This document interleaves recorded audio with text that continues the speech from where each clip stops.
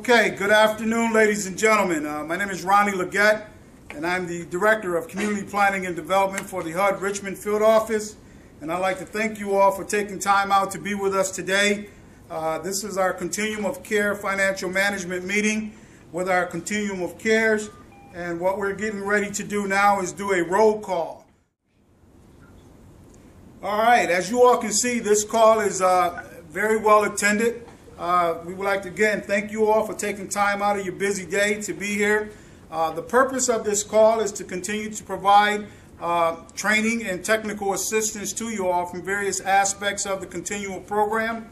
We'll have members of the HUD staff that will present to you today about previous trainings that we've done in the past, as well as we're going to address specific items here today that's going to deal with procurement, along with some other items that talks about the exit strategies, etc.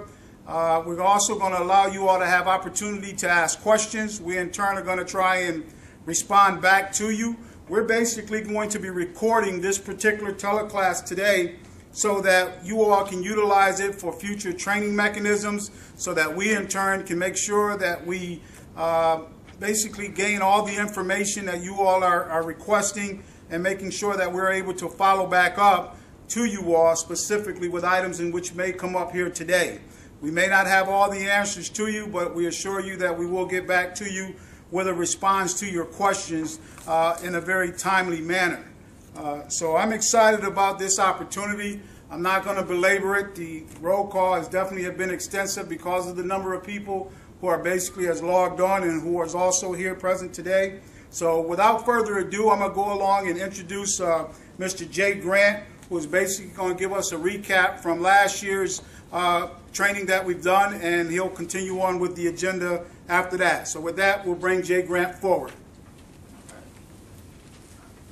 Thank you, Mr. Legette. And before we get into last year's recap, I want to talk a little bit about some general announcements. Actually, even before that, I want to give a shout out to my CoCs, VA 501 Norfolk mergers, and the Balance of State, and we have Matt Leslie present with them as well. Just to be friendly.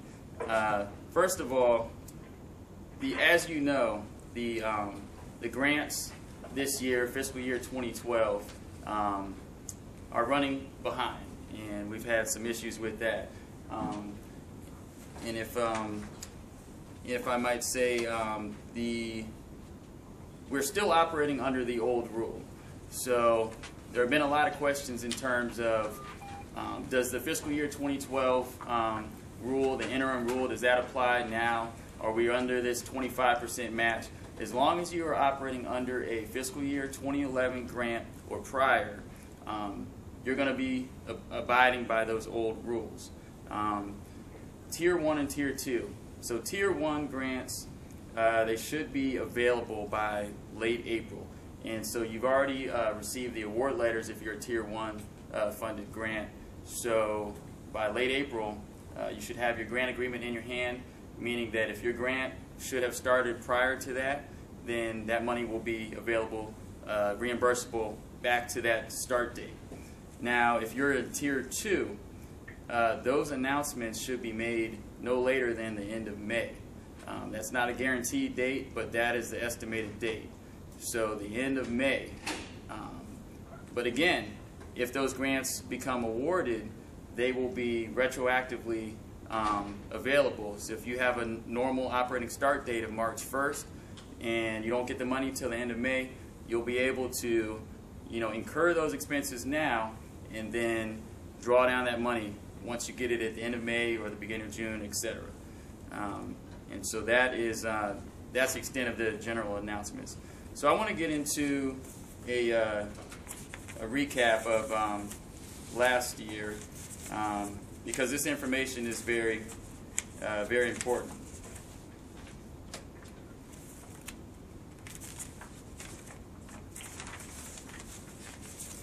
Okay, so last July, during our financial management conference call, we explained in detail the three main components of a financial voucher supporting documentation. You have the cover sheet, which is the HUD Form 27053A. You've got the transaction detail summary, and then you have the actual invoices or receipts or purchase orders. So the cover sheet, I mean, it's pretty self-explanatory. You've got, you're breaking down the line items. Well, you're showing the line items. So if you're drawing down a total of $5,000, maybe you're drawing down $1,000 from operating, another $1,000 from supportive services, etc. So this is to act as your cover sheet in all of your supporting documentation with your financial vouchers. Then we get into the transaction detail summary, where you're breaking down those expenses. So under operating, in this case, we have an example where there were a few power bills and maybe a repair bill. You are documenting that you're documenting the amount of operating costs that you're drawing down, which an additional line you might have in this chart would be showing the match. So in this case, where it says Dominion Power $75, you would show that that $75 is 80% of the total cost. And then you're tallying that up with supportive services, etc., to get your total draw amount. In this case, we have our total down at the bottom. And of course, then when you get into the actual invoices, you have your receipts, you have any kind of purchase orders, and any kind of additional information. So for instance, if you have salaries, you definitely need to have timesheets. So in this case, here's an example where this is the standard sample that we send out when anyone needs assistance with this. If you have multiple SHP programs, and even if you don't, you have to document, you have to differentiate the hours that you're spending under each and every grant. So if you have a supportive services case manager working on 2 SHP grants, you need to differentiate that this person worked 4 hours on Monday for grant 1 under supportive services and 4 hours under grant 2, if that's the case. And even if they're doing all 8 under one grant, you still have to document they did 8 hours today under supportive services. And this is just what is required, and Noreen is going to talk more about that and where those requirements come from.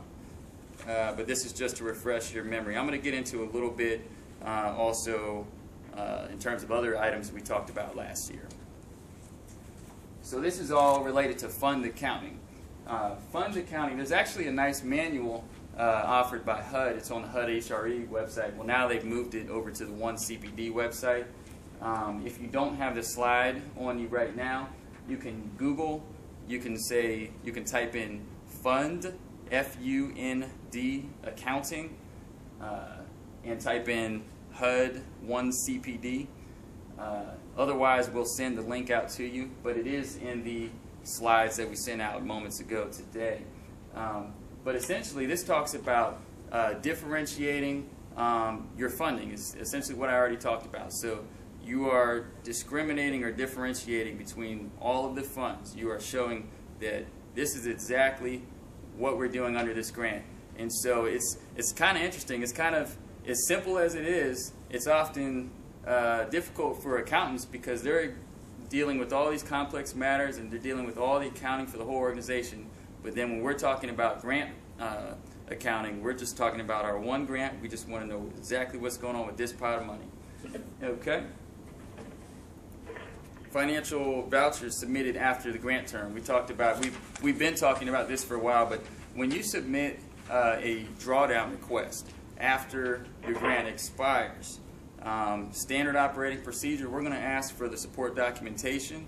We're going to ask for the 3 main things that I just mentioned, and we ask that you don't submit a voucher after 30 days after the grant expires. Now, there might be some extenuating circumstances, and that may happen, but our goal is to close out the grants no later than 30 days after your grant expires. Now, we've had some LOCKS issues in the past. What we always recommend in LOCKS is to have 2 registered users. If you have 1 user, anything could happen. The person might go on vacation, etc.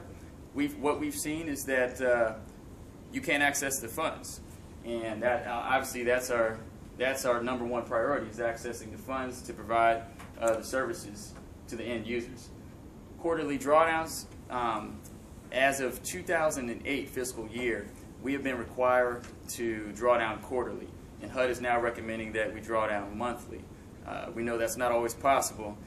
It's not always possible, but quarterly is mandatory. And so if you can maintain that, then your funding stream is more secure. And again, with locks, another reason we recommend 2 users. We can't share passwords.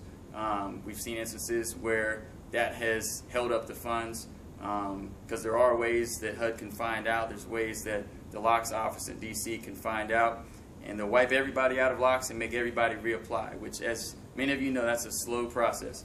So we don't want to get to that point. So I'm going to talk a little bit about match as well, match requirements. As you know, there's an 80-20 match requirement for supportive services as of fiscal year 11 and prior, but we're still under that under that old rule, and 25, or should I say 75-25 for operating. The new change is under the new CoC program for fiscal year 2012.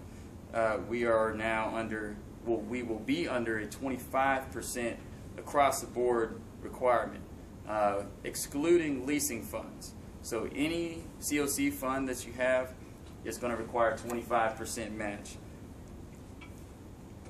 And there's a question, there are many questions, and someone may ask about in-kind match. We can get into that later, but fiscal year 2012 and forward, HUD is allowing in-kind match. Guidance is forthcoming in that, and again, we'll talk about that if the question comes up. Other points to just keep in mind, you know, we are watching for ineligible activities, so make sure your activities that you're expending funds for continue to be eligible, that you're drawing down quarterly. Budget line item changes. If you have a change request that impacts a line item, whether it's a sending line item or a receiving line item, by more than 10%, by 10% or more, then we have to do a grant amendment. All that entails is you write to HUD, whether it's in writing or email, that I'm requesting a grant amendment for a line item change with 10% or more, and we'll either approve it or reject it.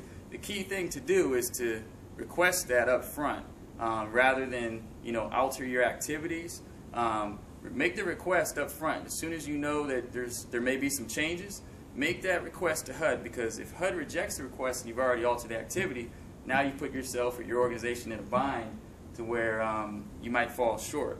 And even if you have to request a change of less than 10%, request that to HUD, because ultimately HUD is going to be the entity that has to move the funding. So it has to be moved in locks, whether there's an amendment or not. And at this point, I'm going to turn it over to Ms. Noreen Laurinaitis. But before, let me ask you, are there any questions on any of these, on the recap from last year? And then we'll move into the next segment, whether in the room or on the phone. I have a question. I'm Kimberly Malone from the Planning Council. Okay. Yes, Kimberly. The documentation for each month is submitted by a certain date, or we got this information together once, and we were told that you didn't have to do it each month. Okay, you're referring to drawdowns?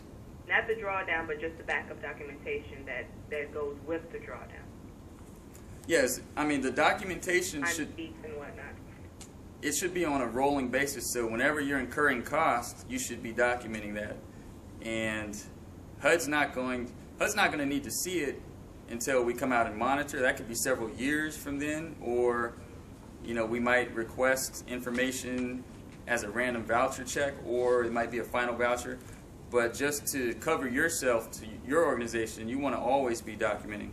Right. But we just don't need to submit it to your office monthly. Oh, no, you never need to submit it unless we've asked for it. Okay. All right, thank you. Okay.